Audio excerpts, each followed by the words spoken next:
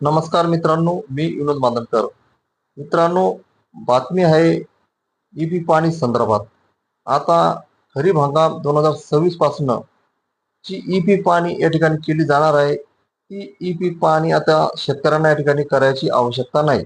ही EP पाणी सरकारने करण्याची जबाबदारी आता या ठिकाणी महिला बचत गटाकडे या ठिकाणी देण्यात आलेली आहे.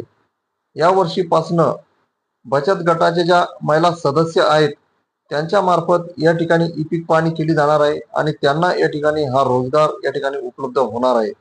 यासाठी सरकार त्यांना प्रति ई पीक पाहणी करता 12 रुपये मानधन या ठिकाणी देणार आहे. या वर्षीची जी ई पीक पाहणी महिला बचत गटामार्फत होणार आहे त्यामध्ये काय महत्वपूर्ण बदल करण्यात आलेले ते आपण या ठिकाणी थोडक्यात बघूया. यामध्ये 15 जुलै 2026 पासून नवीन ई पीक पाहणीची अंमलबजावणी या ठिकाणी सुरू होणार आहे. त्यानंतर शेतकऱ्यांना स्वतः नोंदणी करण्याची गरज नाही, म्हणजे त्यांना ई पीक पाहणी करण्याची गरज नाही. नेमलेल्या सहाय्यकाकडून प्रत्यक्ष पिकाची पाहणी या ठिकाणी होणार आहे, म्हणजेच ई पीक पाहणी या ठिकाणी होणार आहे. विशेष महत्व या ठिकाणी महिला बचत गटाच्या सदस्यांना या ठिकाणी देण्यात येणार आहे. त्यानंतर महिला बचत गटाच्या सदस्यांना सहाय्यक म्हणून प्राधान्य या ठिकाणी देण्यात येणार आहे. म्हणजे ज्या संबंधित गावामध्ये ई पीक पाहणी करायची त्या गावातील ज्या महिला बचत गट आहे त्यांनी जर या ठिकाणी जर ई पीक पाहणी करण्यासाठी जर उत्साह जर या ठिकाणी दाखवला तर त्यांना सर्वप्रथम प्राधान्य या ठिकाणी देण्यात येणार आहे आणि या माध्यमातून त्यांना चांगला रोजगार या ठिकाणी मिळणार आहे. त्यामुळे महिला बचत गटांना या ठिकाणी प्राधान्य मिळणार आहे.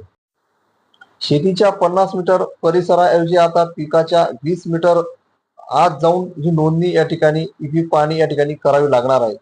पहिले 50 मीटर परिसरामध्ये या ठिकाणी ई पीक पाहणी व्हायची. आता पिकाच्या आत 20 मीटर जाऊन या ठिकाणी ही ई पीक पाहणी करणे आवश्यक राहणार आहे.